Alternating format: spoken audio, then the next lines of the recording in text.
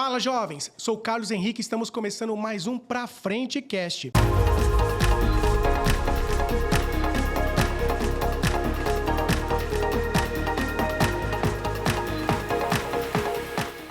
Hoje recebo ela, Mônica Granzo, CEO e founder da Smarkets. Mônica, muito prazer ter você aqui comigo hoje. Muito prazer mesmo, minha amiga. Carlos Henrique, muito obrigada pelo convite. Pra Frente Cast também. É um prazer estar aqui, podendo compartilhar um pouco da minha jornada, da minha visão empreendedora. E espero que seja um ótimo bate-papo. Com certeza vai ser, né? Acho que até para a gente situar quem está nos assistindo, de um pouco do que é a Mônica, do seu background, da onde que ela veio, enfim, eu queria que você, assim, de forma resumida, trouxesse para a gente um pouco da história da Mônica mesmo, até cair ali na posição, até chegar na posição de CEO e de founder de uma empresa tão importante como essa. Como é que foi, minha amiga? Bom, eu saí de vendedora de loja, eu complementava inclusive a minha renda, produzindo e vendendo chocolates no comércio, a founder e CEO de uma empresa investida pela Microsoft. Então, foi uma história de bastante superação. Eu sou filha de mãe solteira, minha mãe é adicta, vim de uma família muito humilde, então eu via o meu trabalho como uma possibilidade de desenvolvimento e crescimento pessoal e profissional. Então, eu trabalhei, como eu comentei, de vendedora de loja, fui caixa de supermercado, fui recepcionista num hospital e saí desse hospital sendo a primeira e a mulher mais jovem a ter assumido uma cadeira de diretora de supply chain. Vim para São Paulo, vendi o pouco que eu tinha um carro, vendi porque já era a pessoa que realmente cumpria com todo o orçamento familiar naquela ocasião. E, em São Paulo, eu comecei a liderar um projeto de transformação digital há 20 anos atrás. E tive a oportunidade, então, de implementar uma plataforma de compras em todo o Brasil. E a Smarkets nasceu da ideia de justamente buscar uma solução para atender e inovar nesse segmento, que naquela época eu atuava no mercado de saúde. E, então, a Smarkets nasceu de uma motivação vinda de apoiar os hospitais brasileiros a comprarem melhor. Hoje, a nossa tese não é mais atuar somente no segmento de saúde, nós atuamos em todos os segmentos, mas todo o meu background foi nessa área e é uma área que eu realmente adoro. Hoje, nós temos clientes, inclusive, importantes do segmento de saúde ainda comprando conosco. Com certeza. Eu tenho uma tese assim, muito pessoal, que quando a gente olha para o nosso passado, é muito mais fácil da gente compreender cada uma das etapas ou cada uma das fases, né? Desde aquelas que deram certo, aquelas que deram errado, né? Essa crença que, às vezes, eu vejo que nós, seres humanos, temos um pouco mais de dificuldade quando pensamos no futuro, né? Então, quando você olha tudo o que aconteceu, você vê que teve uma conexão uma coisa com a outra. Você tem ali um histórico muito interessante, que eu fiquei assim, puxa, eu preciso chamar ela para o cast até para poder compartilhar essa história com outras pessoas. Hoje, você olhando, né, para trás, com base em toda a sua história, tudo isso que você viveu, né, de toda essa evolução que você já destacou para a gente, o que você acha que, para você ali, mentalmente, qual que foi a sacada, a mudança mental que fez você sair ali, por exemplo, da vendedora para já ter ali uma visão empresária de criação mesmo, de partir do zero, uma criação do zero, né? Porque são dois públicos diferentes, né? Em um momento você está ali mais trabalhando para alguém e num outro momento você está empregando outras pessoas, e eu acho isso muito fantástico. Teve algum ponto assim que foi a virada? Teve algum mindset? O que aconteceu no seu caso, minha amiga? Bom, eu, depois de 8 anos trabalhando nesse projeto de transformação digital, eu entendi que eu já não gerava mais valor. Não o valor que eu poderia gerar. E eu era muito procurada para prestar serviço para outros hospitais, porque a gente já era uma referência.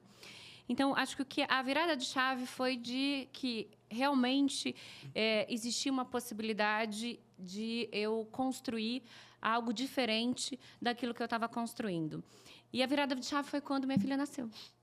Então, essa possibilidade de trazer um novo ser para o mundo me abriu as possibilidades para acreditar ainda mais no meu potencial. Então, eu comecei a Smart quando minha filha tinha apenas 2 meses de idade. Eu morava em São José dos Campos, vinha para São Paulo todos os dias e amamentava durante a noite toda.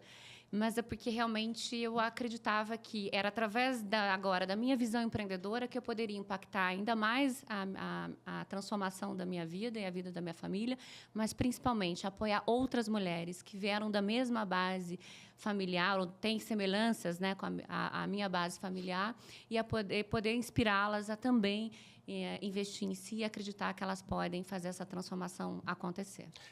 Quando a gente fala em filho, é bem complicado, né? Eu costumo dizer assim, né? Às vezes eu tenho alguns amigos que estão com aquele projeto de começar academia, começar alguma atividade física, começar a empreender, como você bem destacou, e sempre falta ali, às vezes, um motivo, uma motivação, alguma razão de ser, né? E eu geralmente pergunto, cara, o que você faria pelo seu filho? E a resposta, em 100% das vezes, é tudo. E aí eu falo, então invista em você, ou na saúde, ou na sua carreira, né, no seu desafio, acredite em você. Porque eu acho que não faz sentido a gente só vir para cá, trabalhar, pagar conta e acabou. Eu acho que não é isso. Eu acho que é aquilo que você transmite muito, né? Eu acho que herança não é aquilo que você deixa para o outro. Herança é aquilo que você deixa no outro. E, provavelmente, a visão da sua filha em relação ao próprio mundo, em relação a tudo aquilo que você está criando, ele naturalmente se modificou pela sua mudança de atitude, pela sua mudança mental, de querer fazer as coisas andarem um pouco mais rápido no sentido da criação mesmo, da nova postura, né? Então, esse tipo de história eu fico sempre muito maravilhado, porque é o que, de fato, motiva, né? É algo que, para mim, ele tem um impacto muito diferenciado. Eu vejo como uma inspiração muito forte na carreira de todo mundo, né? Você hoje, eu queria que você contextualizasse, hoje a Smartx, aonde que ela atua? Qual que é o foco dela? É um mercado voltado mais para o B2B? É um voltado mais para o B2C? E até, obviamente, contextualizar o que é cada um dos mercados, até para aquele que está nos assistindo e que não conhece muito essas siglas técnicas do nosso mundo corporativo. Perfeito. A Smart atua, então, no mundo B2B. Então, o mundo B2B são negócios de empresas para empresas. Então, hoje nós atuamos só focando nas médias e grandes empresas. Nós temos clientes em todos os segmentos e a nossa proposta é consolidar compras para garantir a economia de escala.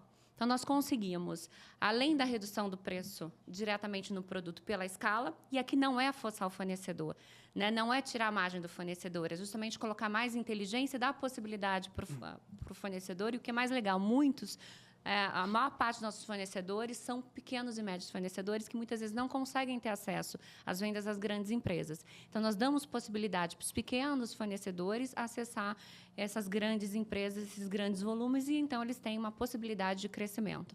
Mas nós consolidamos essa escala, fazemos negociações em conjuntas e então geramos essa redução do orçamento das empresas. Mas também geramos uma eficiência, porque nós temos tecnologia desenvolvida com todo o legado da Microsoft, que é a nossa investidora. E a nossa plataforma, então, ela reduz as etapas do processo de compras. Então, hoje, toda grande e média empresa precisa ter um grupo de compradores fazendo negociações. E nós conseguimos, então, automatizar essa esteira e deixando o comprador das empresas focar naquilo que é mais estratégico para a empresa e, consequentemente, a gente também melhora o resultado. A gente gera valor não só na ponta de compras, mas todo o resultado econômico da empresa, né? Porque se ela é mais eficiente, se ela compra melhor, ela consegue ter mais lucro. Então, esse é a nossa proposta de valor. E nós entramos em categorias de vários segmentos. Nós compramos, a gente fala, desde simples material de escritório, um papel sulfite, até negociamos retrofit, por exemplo, de elevador. Já fizemos negociações de obra. O novo prédio da Ford, no Vila Olímpia, foi negociado pelo nosso time. E aí nós conseguimos reduzir mais de 30% do orçamento dessa obra. Então, é um modelo bastante poderoso na geração, então, de economia para as empresas. Quando a gente fala, por exemplo, do mercado B2B, não é um mercado novo, né? Não é um conceito novo, não é um mercado novo. Até para você, como empresária, com a visão, né, pensando com a visão da Mônica lá de trás, né?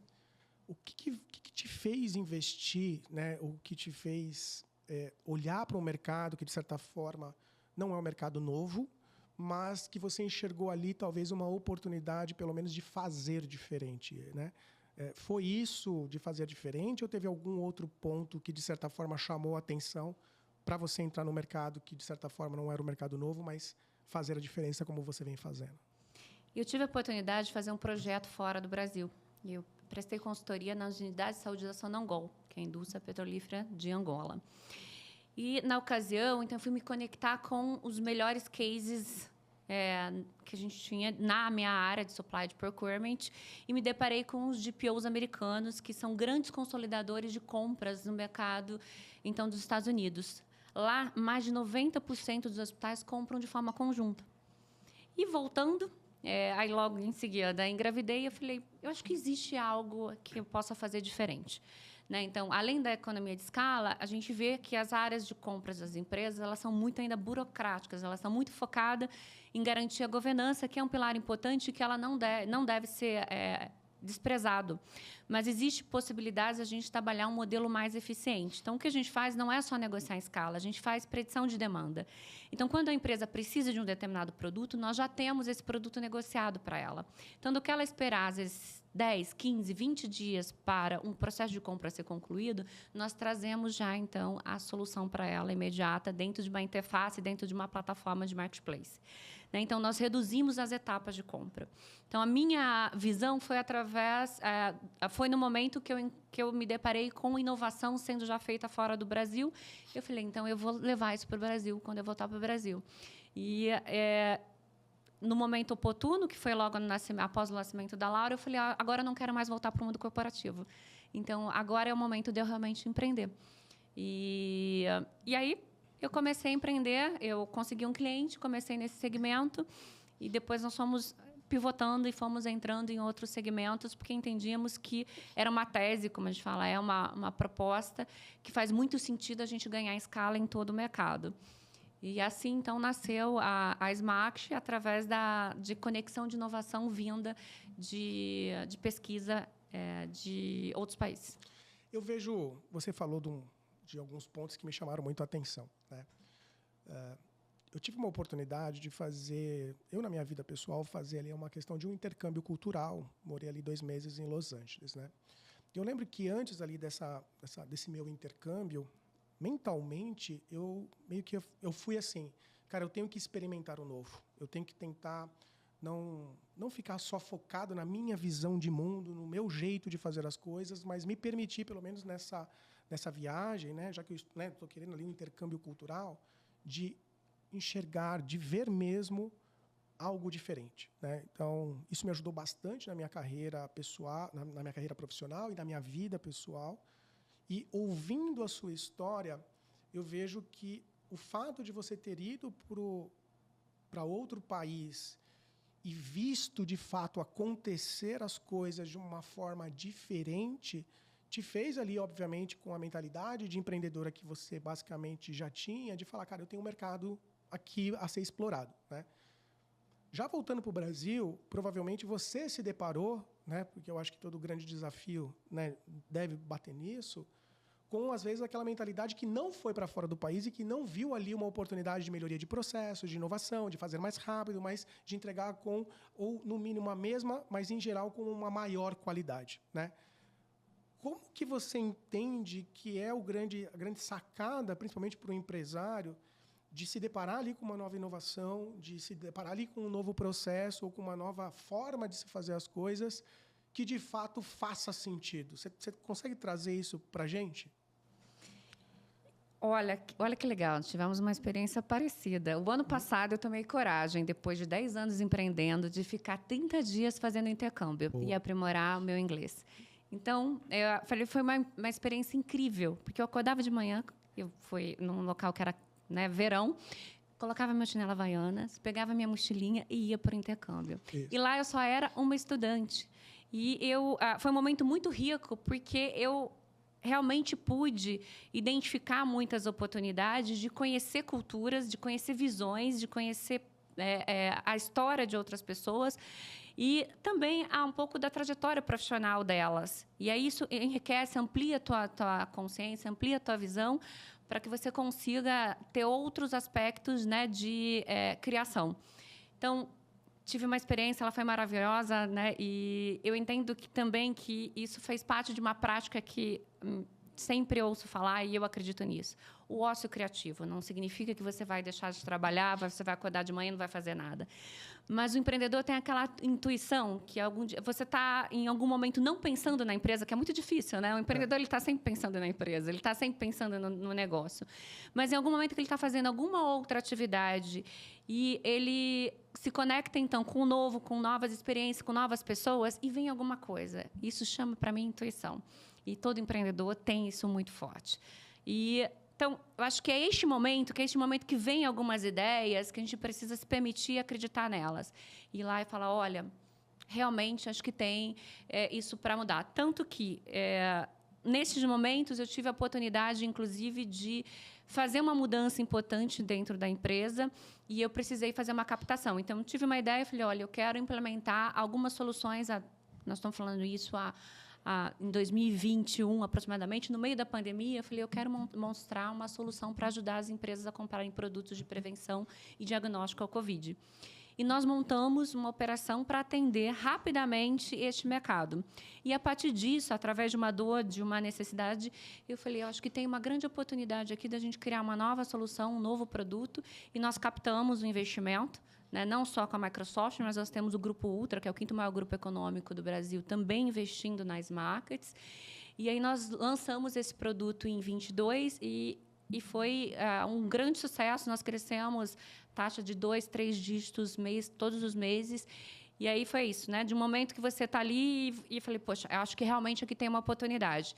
E aí nós capturamos essa oportunidade, que foi no meio da pandemia, e a partir disso nós criamos um produto. Olha, Mônica, eu tenho aqui a grande oportunidade, né, até como host, enfim, né, de ter acesso a algumas informações que, naturalmente, às vezes, ali num bate-papo a gente não teria, né?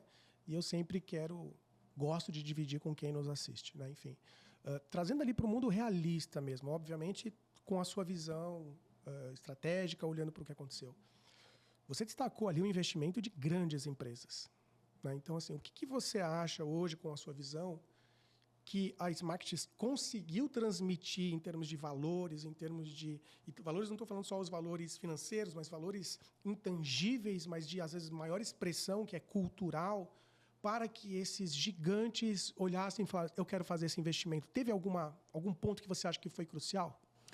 Primeiro, a proposta de valor, né? Eu acho que o negócio, quando ele realmente trata uma dor real, seja da empresa ou do mundo, né, do consumidor, ela vai se destacar, ela vai ser reconhecida. E outro, eu acho, fator importante foi a minha própria trajetória. Então, né, como uma garota do interior de São Paulo, que praticamente não teve educação familiar, que vendeu bombom, então já era empreendedora com 8 anos de idade. Sim. Eu esqueci só de citar isso. Com 8 anos, eu já produzia os bombons e vendia. Então, eu trabalho desde os 8 anos de idade. Chega a ter uma empresa com clientes importantes. Né? Porque eu estou falando dos nossos investidores, mas meu principal ativo são os nossos clientes. Né? E esses clientes são conquistados por um outro ativo nosso, que são os nossos talentos. Tá? Então, quando eu fiz a primeira rodada de investimento, eu já tinha clientes importantes, marcas de referência dos segmentos que atuam. E eu acho que isso despertou muito os nossos investidores, né? Então, uma proposta de valor forte, com uma empreendedora corajosa, persistente, resiliente, que eu já tinha feito eu já tinha sucesso. Para mim, o sucesso naquele momento não era a Smart, era a transformação da minha vida. A transformação da minha vida, porque eu fui a primeira a fazer faculdade. Sim. E depois de mim, eu formei meu irmão, através do meu trabalho, eu consegui formar meu irmão. Fui a primeira a empreender. E hoje eu já tenho outros empreendedores na família, então eu já tinha uma história de sucesso para contar. Né? Eu já tinha um case importante. Então, eu acho que são esses 2 fatores, proposta de valor e uma empreendedora focada, mas principalmente uma empreendedora que já tinha feito sucesso. Né? E, como eu falei, o sucesso na vida pessoal dela. E eles sentiam que eu tinha muita garra para continuar essa minha jornada. Porque, como eu comecei a empreender, porque eu queria que minha filha tivesse a possibilidade de ser quem ela quisesse ser. Eu tive que trabalhar vendedora de loja porque eu não tinha outra possibilidade naquela ocasião. Então, eu queria construir um mundo melhor para ela, eu queria construir e ainda quero um mundo melhor para as mulheres que vêm da classe, né, uma classe menos favorecida, a também fazerem a transformação das suas vidas, porque quando uma mulher ou uma pessoa transforma a sua vida, ela impacta a vida de muitas outras pessoas, ela pode criar, inclusive, uma cultura, né, de mudança importante na família e na região que ela mora. Então, para mim, eu entendo que eu consegui transmitir isso nesse momento. Eu consegui trazer isso para os meus investidores e depois eu consegui montar um time que acreditou em mim, inicialmente, acreditou na marca e fez, junto comigo, esse processo, né, dar certo. Porque depois do investimento, o investimento é só a primeira etapa, a mais fácil, inclusive. Quando você faz a captação de investimento, é a fase mais fácil, porque depois você tem que executar o teu plano de negócio, né? Então, você precisa entregar para o seu investidor aquilo que você se comprometeu a entregar, né? E depois eu tive, e ainda tem um time de sucesso também, que está construindo a Smaxt e transformando ela numa marca de referência em supply chain no Brasil. Ô, Mônica, eu fico assim, extremamente assim, vou falar até emocionado de quando eu ouço assim, histórias de sucesso como a sua, né? De sucesso e superação, né? Eu acho que o que nos torna ali seres humanos são exatamente as nossas virtudes, né? Os nossos anseios, as nossas conquistas, enfim, né?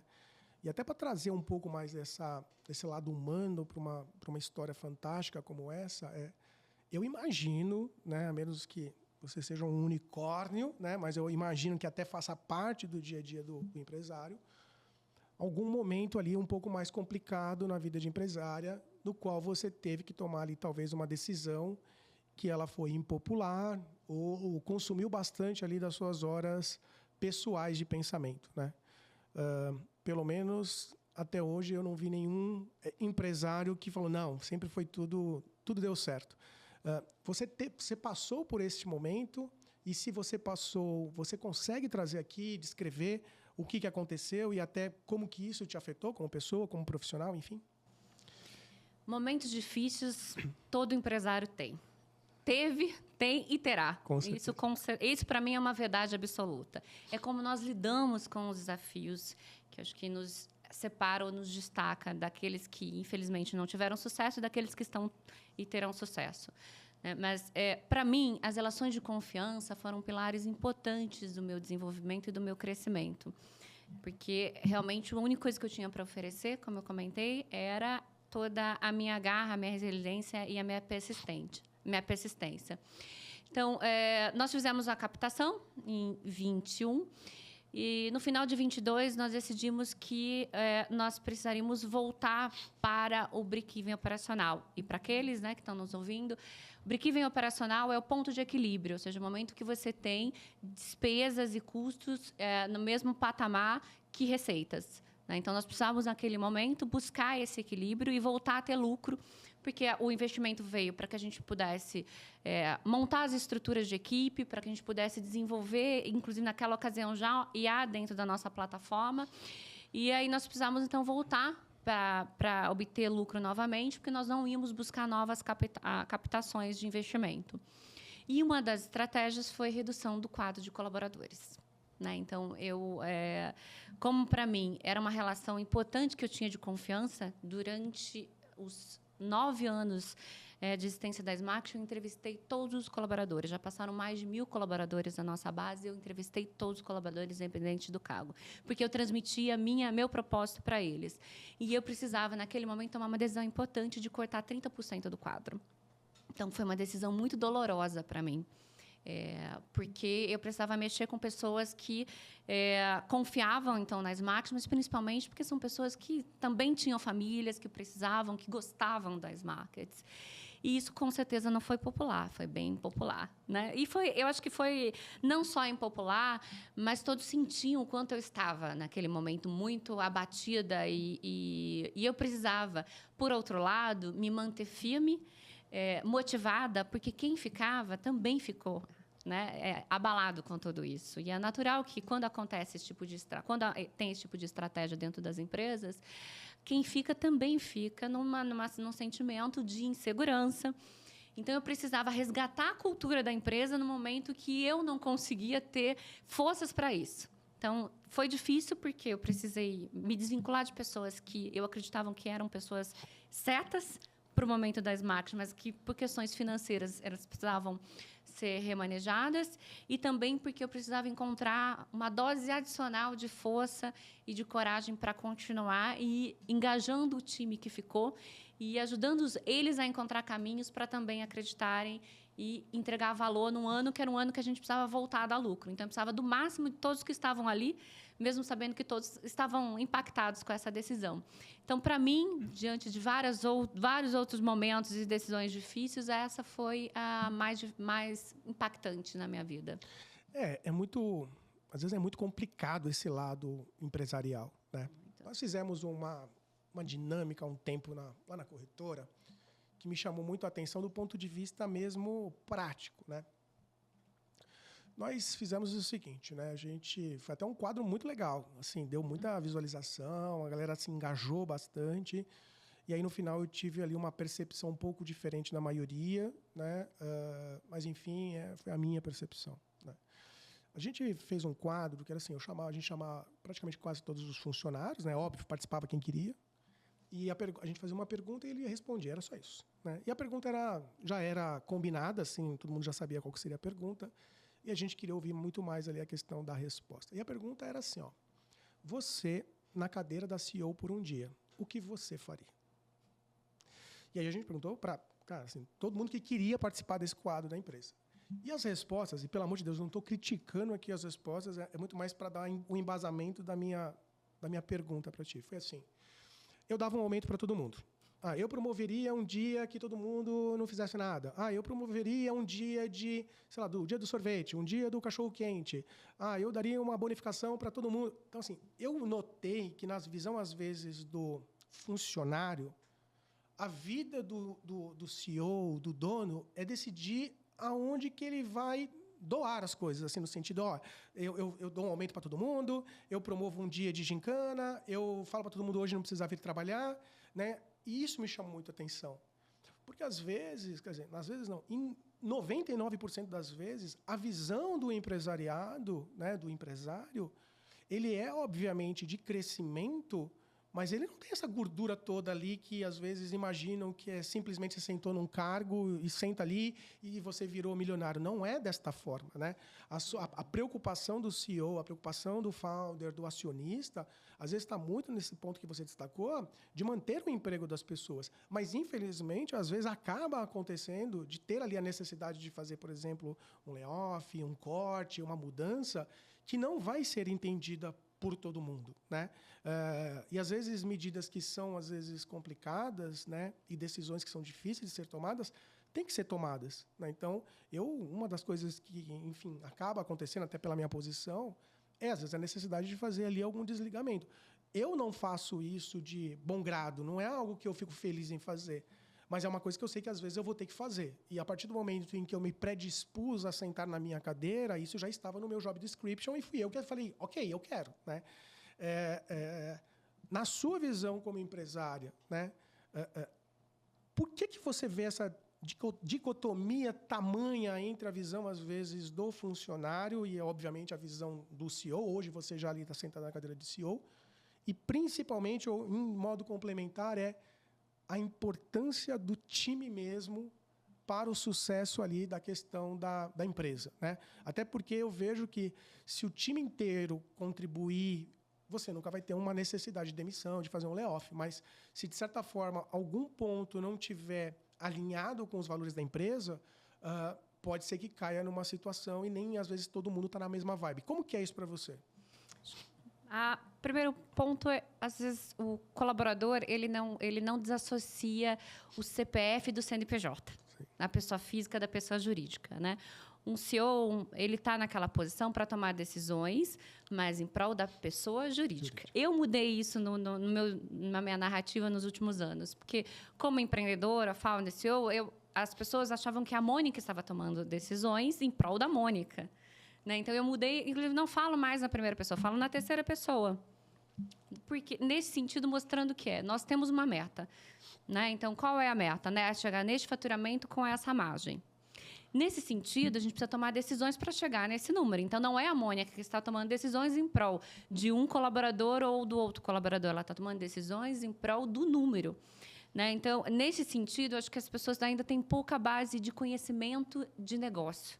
Né? Nós não temos uma cultura de formar empreendedores no Brasil. Nós não temos cultura, nós ensinamos muito pouco, né, a educação básica, até mesmo na graduação, depende da graduação, ele não tem visão de administração, ele não tem a visão de economia, então ele não consegue entender um pouco dos conceitos de gestão da empresa. Então, consequentemente, ele acha que a decisão é pessoal, mas ela não é pessoal. É uma decisão de uma pessoa em prol de uma estratégia para chegar no número obtido.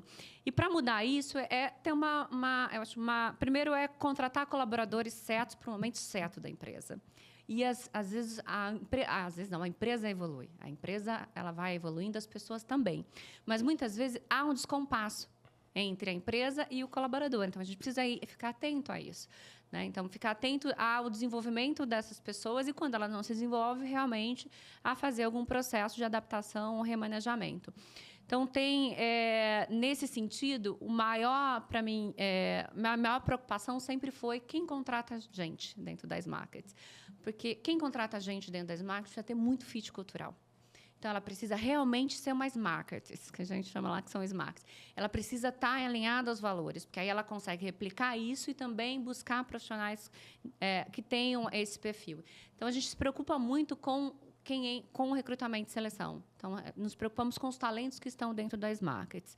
Porque, através, acho que dessa cultura, que é a cultura de mindset empreendedor, de vai lá, faz, busca o resultado, é uma empresa de crescimento acelerado, então a gente precisa de resultado, a gente precisa de lucro, então não é a decisão da Mônica, é uma decisão estratégica do negócio. E eu contribuo para esse negócio, é o sentimento de que realmente eu estou fazendo parte da evolução dessa empresa. Então, para nós, é a questão de fit cultural, e isso começa lá no recrutamento e seleção. E depois, nas práticas, como eu falei, durante muitos anos eu fiz integração com todos os colaboradores, porque eu queria transmitir essa cultura vinda de mim, através da minha narrativa, da minha fala. E o depois é ter uma gestão transparente, né? Desde o planejamento até o resultado. Então, assim, aonde nós queremos chegar, como nós vamos chegar, os sacrifícios e as decisões difíceis que teremos que tomar, né, mas também as conquistas que teremos. Então, fechando aqui, eu acho que gente que cuida de gente, então, a gente tem muito cuidado com relação a isso para garantir o fit cultural. E depois é um modelo de gestão, não digo participativa, mas a gente fala gestão à vista, mas nada mais do que a gente ter o colaborador ter informação de onde a empresa quer chegar, qual é a contribuição que ele tem a dar para esse resultado, né? E depois compartilhar. Então, hoje nós temos prática de reunir todos os colaboradores e informar o quanto nós atingimos da meta, o quanto falta atingir da meta, né? E aí a gente posiciona cada um diante dos desafios que a gente tem para chegar no resultado esperado. Então, realmente envolver o colaborador e fazer com que ele se sinta pertencente à meta, ao resultado que a empresa precisa chegar. Eu acho que uma das partes mais difíceis, e eu não vou nem falar que é do empresariado, eu acho que da própria vida pessoal, é esse senso de vamos dizer assim, inovação ou automudança, né? Eu lembro que tinha uma época em que eu estava trabalhando numa grande instituição financeira, até falo bastante que era no Citi, né? E meu pai também trabalhava lá no Citi, meu irmão trabalhava no Citi, era praticamente a família inteira trabalhando no Citi. E eu, naquele momento, eu não tinha ali uma questão de um risco de perder o emprego, né? Eu entregava o resultado esperado. E, em teoria, para mim, estava tudo tranquilo, estava tudo numa boa, né? Eu lembro que eu estava num jantar em casa e, conversando ali com meu pai falou assim para mim, sabe, filho, eu acho que você está acomodado. Falei, pai, mas... Ele falou, não, você está acomodado no teu resultado, entre aspas, do passado, né? O seu resultado do passado, obviamente, permitiu hoje cair numa situação que você não vai ser demitido, não é uma das pessoas, por exemplo, a primeira opção de um desligamento.